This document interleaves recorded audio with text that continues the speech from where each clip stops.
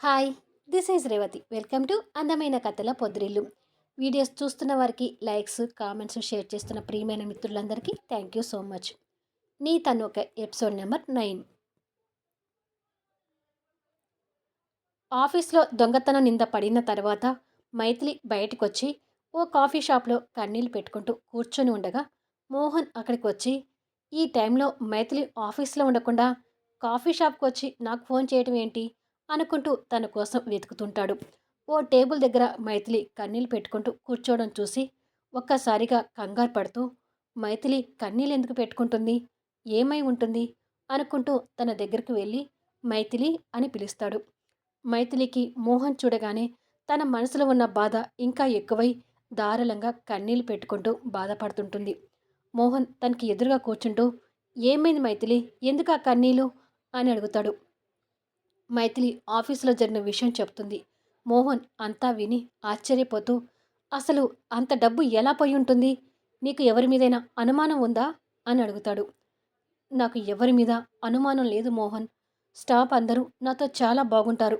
వాళ్ళల్లో నేను ఎవరిని అనుమానించలేను అని అంటుంది. మోహన్ మైథిలి కన్నీళ్ళు చూసి, బాధపడకు మైథిలి, ముందు ఆ కన్నీళ్ళు తుడుచుకో అంటాడు. జాబ్ పోయిన విషయాన్ని తట్టుకోలేకపోతున్నాను మోహన్ అంటుంది అంతే కన్నీళ్ళు పెట్టుకుంటూ. I can understand you, please don't cry అంటాడు. మైథిలి కన్నీళ్ళు తుడుచుకొని, నిజంగా నేను ఆ దొంగతనం చేయలేదు మోహన్ అంటుంది. ఆ విషయం నువ్వు నాకు వేరే చెప్పాలా? నువ్వు ఎలాంటి దానివో ఆ మేనేజర్కి తెలియదేమో కానీ నాకు బాగా తెలుసు. కానీ పోలీస్ కంప్లైంట్ ఇచ్చుంటే అసలు దొంగ ఎవరు అనేది తర్వాతైనా తెలుసుండేది. అప్పుడు నీ మీద పడ్డ నింద తుడుచుకొని పోయేది అంటాడు. నేను అదే అనుకున్నాను మోహన్. కానీ మా కొలీగ్ పావని మాటలు విన్నాక ఈ విషయం పోలీస్ కంప్లైంట్ వరకు వెళ్తే ఆఫీసులో జరిగిందంతా ఇంట్లో తెలుస్తుంది. వాళ్ళు నా వల్ల బాధపడటం నాకు ఇష్టం లేదు మోహన్.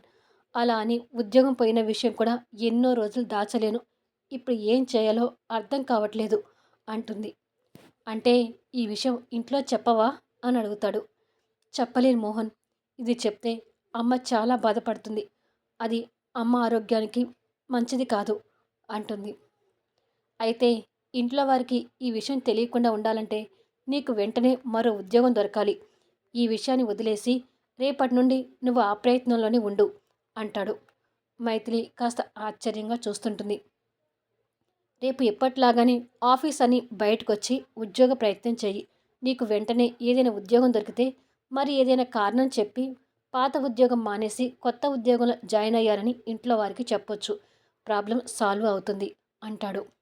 మైథిలి కాస్త సిమిత పడుతూ, నిజమే, ఉన్న విషయం చెప్పి వాళ్ళని బాధపెట్టే కంటే నువ్వు చెప్పింది చేయడమే కరెక్ట్. కానీ ఇంత తొందరలో నాకు మరో జాబ్ దొరుకుతుందంటావా అని అడుగుతుంది. ఆ అనుమానం నీకు అవసరం లేదు. నీ ప్రయత్నం నువ్వు చెయ్యి. జాబ్ తొందరలోనే దొరుకుతుంది. నేను కూడా నీ జాబ్ కోసం ప్రయత్నాలు చేస్తాను అంటుండగానే వెయిటర్ వచ్చి 2 కాఫీ కప్పులు అక్కడ పెడతాడు. ఇక వర్రీ కాకుండా ప్రశాంతంగా కాఫీ తాగు అంటాడు.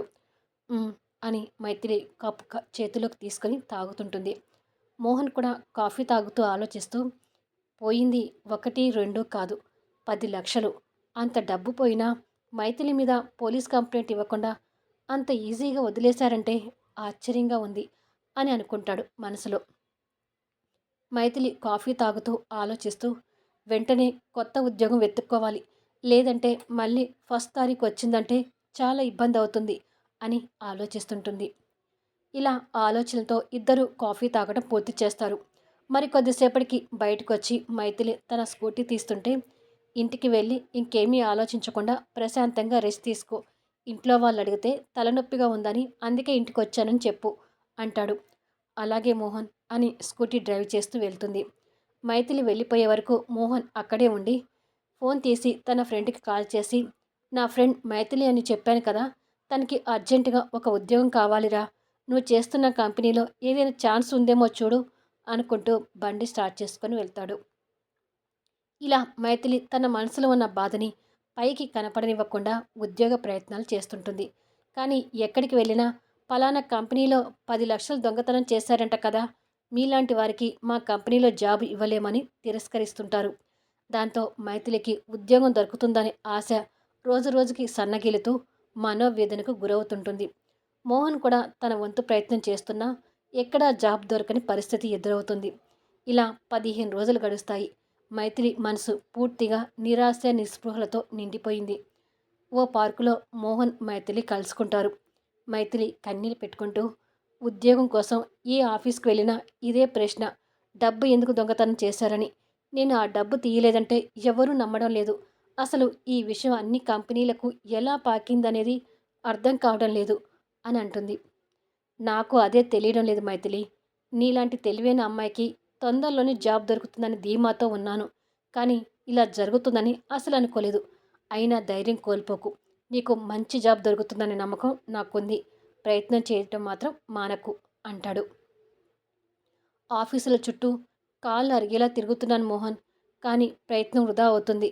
జాబ్ దొరకకపోతే పరిస్థితి ఏమిటనేది అర్థం కావడం లేదు అంటుంది బాధపడుతూ. అలా నిరుత్సాహపడకు మైథిలి. ఇన్ని వేల కంపెనీల్లో నీకు జాబ్ దొరకపోవడం అనేది ఒక అపనమ్మకం. నీకు జాబ్ ఇచ్చే ఒక మొనగాడు ఖచ్చితంగా ఉండే ఉంటాడు. తొందరలోనే నీకు జాబ్ వచ్చిందని గుడ్ న్యూస్ నువ్వే నాతో చెప్తావు అని తనకు ధైర్యం నూరిపోస్తాడు. మరుసటి రోజు మార్నింగ్ మైథిలి నిద్రపోతుండగానే తన ఫోన్ రింగ్ అవుతుంది. మైథిలి ఆ సౌండ్తో మేలుకొని ఫోన్ వైపు చూసి, పావని ఇంత ఎర్లీగా కాల్ చేస్తుందేంటి అనుకుంటూ ఫోన్ లిఫ్ట్ చేసి, గుడ్ మార్నింగ్ పావని అంటుంది. Good morning Maithili.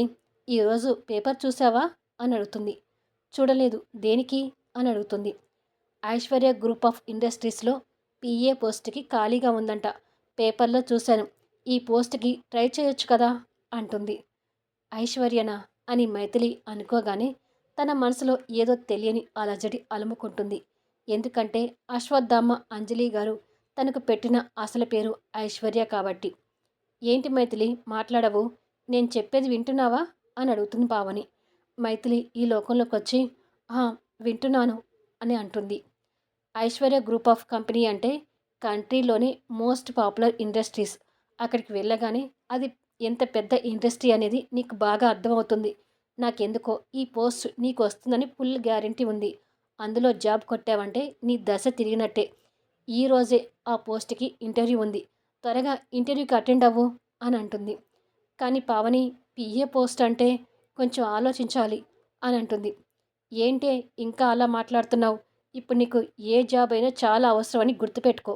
నా మాట విని వెంటనే ఇంటర్వ్యూకి బయలుదేరు అంటుంది. అలాగే పావని, నాకు జాబ్ చాలా అవసరం. ఏ జాబ్ అనేది ఆలోచించకుండా ఇంటర్వ్యూకి వెళ్తాను. ఉంటాను అని ఫోన్ పెట్టేస్తుంది.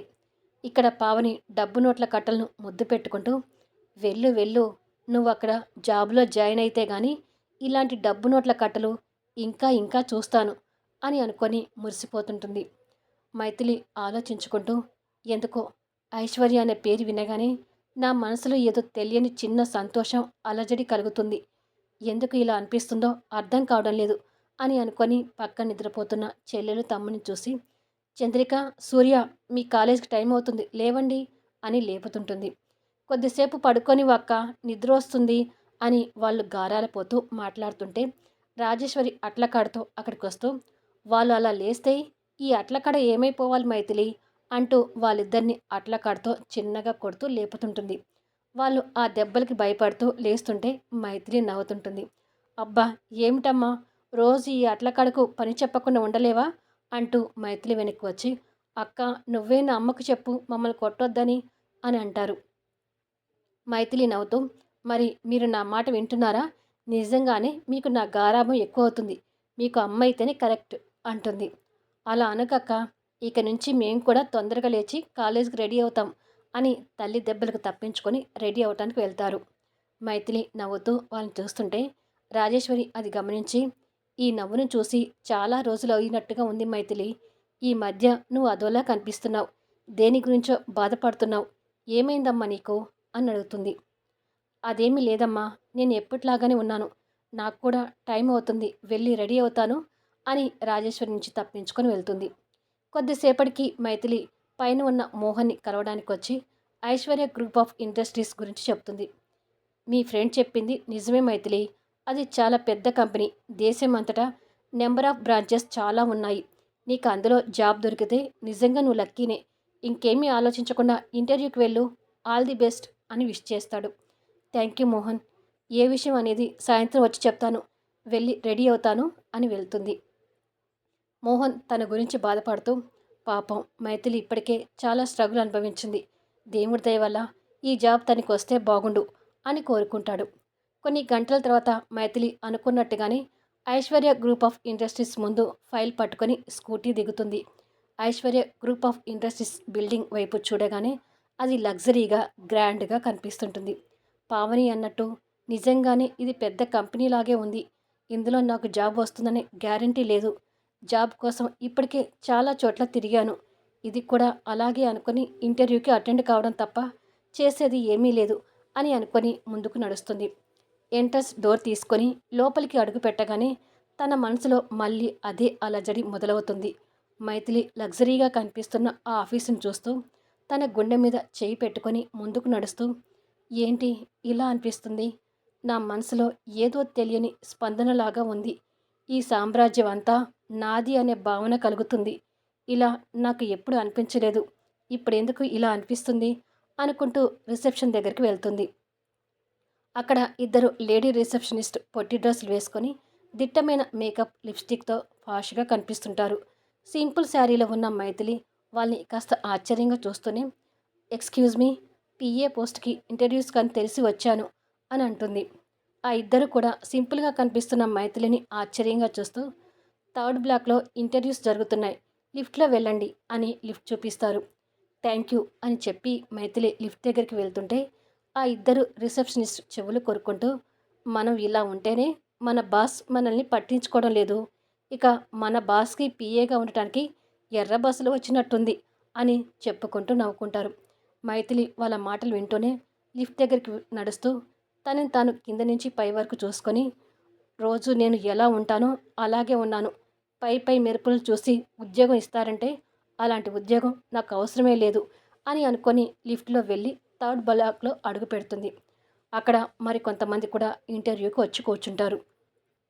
మైథిలి వాళ్ళని చూసి కంగారు పడుతూనే, ఇక్కడ కూడా కాంపిటీషన్ బాగానే ఉంది అని అనుకొని వాళ్ళ పక్కకు వచ్చి కూర్చుంటుంది. కొద్దిసేపటికి అందరూ లోపలికి వెళ్ళి బయటికి రావడం చకచకా జరిగిపోతుంది. ఎందుకంటే అసలు ఆ పోస్ట్ ఉందే మైథిలి కోసం కదా. కొద్దిసేపటికి మైథిలి వంతు కూడా వచ్చి లోపలికి వెళ్తుంది. అక్కడ నలుగురు వ్యక్తులు కూర్చొని ఇంటర్వ్యూస్ చేస్తుంటారు. ఆ నలుగురి మధ్యలో సీఈఓ కళ్యాణ్ కూర్చోవలసిన చైర్ ఖాళీగా కనిపిస్తుంటుంది. ఆ క్యాబిన్ నుంచే మరో క్యాబిన్ కూడా అటాచ్ అయ్యి మధ్యలో గ్లాస్ వాల్ ఉంటుంది.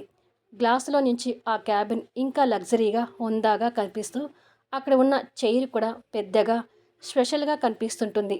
ఆ కంపెనీ అధినేత కోసం ఆ చైర్ ఎదురు చూస్తున్నట్టుగా ఉంటుంది. అనసూయమ్మ గారు తన మనవరాలు ఐశ్వర్య ఎక్కడో బతికే ఉందనే చిన్న నమ్మకంతో ఆ ఛాంబర్ని ఐశ్వర్య కోసం స్పెషల్గా ఏర్పాటు చేయించారు. ఎప్పటికైనా తన మనవరాల్ని ఐశ్వర్య గ్రూప్ ఆఫ్ ఇండస్ట్రీస్కి అధినేతగా ఐశ్వర్యని ఆలియాస్ మైథిలిని చైర్పర్సన్గా హోదాలో ఆ చైర్లో కూర్చోబెట్టాలని ఆమె ఆశ. ప్రస్తుతానికి మాత్రం ఈ ఐశ్వర్య కళ్యాణ్కి పిఏగా రాబోతుంది. మైథిలి అక్కడికి రాగానే తన చూపు గ్లాసులో నుంచి ఆటోమేటిక్గా ఆ ఛాంబర్ వైపు, ఎప్పటికైనా తను కూర్చోవలసిన ఆ చైర్ వైపు వెళ్ళి ఆ చైర్ని కన్నార్పకుండా చూస్తుంటుంది. మైథిలి లోపలికి వస్తుందని తెలిసే కళ్యాణ్ ఆజ్ఞతో మైథిలిని ఇంటర్వ్యూ చేయబోతున్న ఆ నలుగురు కాస్త అలర్ట్గా ఉండి మైథిలిని కాస్త స్పెషల్గా చూస్తుంటారు. కొన్ని సెకండ్స్ తర్వాత మైథిలి ఆ ఛాంబర్ వైపు నుంచి చూపు తిప్పుకొని ఎదురుగా ఉన్న ఆ నలుగురు వ్యక్తులను చూసి, గుడ్ మార్నింగ్ సార్ అని అందరినీ విష్ చేస్తుంది. వాళ్ళు కూడా బదులుగా విష్ చేసి కూర్చోండి అని చైర్ చూపిస్తారు. మైథిలి మధ్యలో ఉన్న ఖాళీ చైర్ని గమనిస్తూ చైర్లో కూర్చుంటుంది. ఏదో ఫార్మాలిటీ కోసం తనని కొద్దిసేపు ఇంటర్వ్యూ చేసి, ఓకే మైథిలి గారు, Aishwarya group of industries CEO గారికి మిమ్మల్ని పీఏగా సెలెక్ట్ చేయడానికి మాకు ఎలాంటి అభ్యంతరం లేదు, ఈ పోస్ట్ మీదే అంటారు. జాబ్ కోసం కాలు అరిగేలా తిరిగిన మైథిలికి ఆ మాటలు వినగానే సంతోషంతో ఇంక ఏమీ ఆలోచించలేని పరిస్థితిలో ఉంటుంది. ఇక్కడ మీరు పీఏగా చేయడానికి కొన్ని రూల్స్ అండ్ రెగ్యులేషన్స్ ఉన్నాయి. వాటిని ఒప్పుకొని అలాగే మీ శాలరీ డీటెయిల్స్ కూడా చూసుకొని ఒక 1 year అగ్రిమెంట్ రాస్తే రేపటి నుంచే జాబ్లో జాయిన్ అవ్వచ్చు అని అగ్రిమెంట్ పేపర్స్ తన ముందు పెట్టి చదువుకొని సైన్ చేయండి అంటారు. మైథిలి ఆ పేపర్స్ చేతిలోకి తీసుకొని, ఖాళీగా కనిపిస్తున్న సీఈఓ చైర్ వైపు చూసి, సీఈఓ సార్ అంటుండగా, సార్ ఈరోజు ఆఫీస్కి రాలేదు. మీరు ఈ జాబ్ని ఓకే చేస్తే సార్ని మీరు రేపు చూడొచ్చు అంటారు. మైథిలి కాస్త భయపడుతూ, ఆ సార్ కూడా ఉండి ఉంటే బాగుండేది. అతను ఎలాంటి వాడో కాస్తైనా తెలిసి ఉండేది అని మనసులో ఆలోచిస్తుండగా, మీ నిర్ణయం ఏమిటో త్వరగా చెప్తే మేము నెక్స్ట్ ఇంటర్వ్యూ కంటిన్యూ చేయాలో వద్దో నిర్ణయించుకుంటాము అని మైథిలిని కావాలని తొందర పెడుతుంటారు. మైథిలి అగ్రిమెంట్లో ఉన్న రూల్స్ అండ్ రెగ్యులేషన్స్ చదువుకొని అవి కొంచెం తనకు వ్యతిరేకంగా ఉండటం వల్ల కాస్త ఇబ్బంది పడుతూనే మరో పేపర్ తిప్పగానే అక్కడ శాలరీ డీటెయిల్స్ చూసుకొని కాస్త సంతోషపడుతూ, ఎంత కష్టమైనా సరే ఈ శాలరీ కోసమైనా జాబ్ చేసి నా కుటుంబ కష్టాలను తీర్చుకోవాలి అని నిర్ణయించుకొని మళ్ళీ ఆ ఖాళీ చైర్ వైపు చూసి భయపడుతూ, ఈ అగ్రిమెంట్ మీద సైన్ చేస్తే ఎంత ఇబ్బంది వచ్చినా భరిస్తూ చచ్చినట్టు ఇక్కడే జాబ్ చేయాలి అని ఆలోచించుకుంటూ ఉండగా, ప్లీజ్ మేడం త్వరగా కానివ్వండి అని మైథిలికి పెన్ అందిస్తారు. మైథిలి షేక్ అవుతున్న హ్యాండ్స్తో పెన్ అందుకొని ఆలోచిస్తూ, ఏదైతే అదే కానివ్వు, దేవుడి మీద భారం వేసి ఈ సైన్ చేస్తాను అని వణుకుతున్న చెయ్యితోనే అగ్రిమెంట్స్ మీద సైన్ చేస్తుంది. మైథిలి అలా సైన్ చేస్తుంటే ఆ నలుగురు సంతోషపడుతుంటారు. మైథిలి సైన్ చేసి ఆ పేపర్స్ని తిరిగి వాళ్ళకి అందిస్తుంది. సాయంత్రానికి మైథిలి ఐస్ క్రీమ్ పార్లర్లో మోహన్తో కలిసి ఐస్ క్రీమ్ తింటూ జాబ్ వచ్చిన సంతోషాన్ని మోహన్తో పంచుకుంటుంది. మోహన్ ఐస్ క్రీమ్ తింటూ మైథిలి మొహంలో కనిపిస్తున్న సంతోషాన్ని గమనిస్తూ, నువ్వు ఎప్పుడూ ఇలా హ్యాపీగా ఉండాలి మైథిలి, నీ మొహంలో బాధ కనిపిస్తే నేను తట్టుకోలేను అని మనసులో అనుకుంటూ తనని అభిమానంగా చూస్తుంటాడు.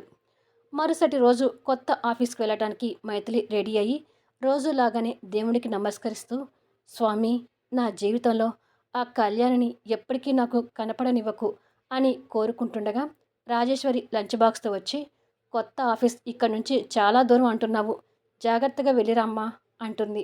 మైథిలి లంచ్ బాక్స్ హ్యాండ్ బ్యాగ్లో పెట్టుకుంటూ, అలాగేనమ్మా, నాకు టైం అవుతుంది, చంద్రిక సూర్య కాలేజీకి రెడీ అయ్యారా అని అడుగుతుండగానే, మేము ఎప్పుడో రెడీ అక్క అని కాలేజ్ బ్యాగులతో వస్తారు. అయితే పదండి అని స్కూటీ దగ్గరకు వస్తుంది. తమ్ముడిని చెల్లిని స్కూటీ మీద ఎక్కించుకొని వెళ్తుంటే మోహన్ కూడా ఆఫీస్కి రెడీ అయి కిందికొచ్చి వెళ్తున్న వాళ్ళ వైపు నవ్వుతూ చూస్తూ తన టూ వీలర్ తీస్తాడు. కొద్దిసేపటికి మైథిలి ఆఫీసులోకి అడుగుపెట్టగానే ఆ ఇద్దరు రిసెప్షనిస్ట్ మైథిలిని చూసి కుళ్ళుకుంటూ, సార్ మీకోసమే వెయిట్ చేస్తున్నారు మేడం, త్వరగా వెళ్ళండి అంటారు. ఓ అప్పుడే సార్ వచ్చారా అని క్యాబిన్ వైపు వెళ్తుంది. మైథిలి వేగంగా కొట్టుకుంటున్న గుండె వేగంతో క్యాబిన్ డోర్ తీసి లోపలికొచ్చి చైర్లో బ్యాక్ సైడ్గా తిరిగి కూర్చున్న సీఈఓ గారిని కంగారు పడుతూనే చూస్తూ, excuse me sir, I am Maithili అంటుంది. ఐ నో దట్ అంటూ కళ్యాణ్ వేల సందుల్లో ఓ పెన్ను పెట్టుకొని తిప్పుతూ ఈవిల్ స్మైల్తో ఇటువైపుకి తిరుగుతాడు.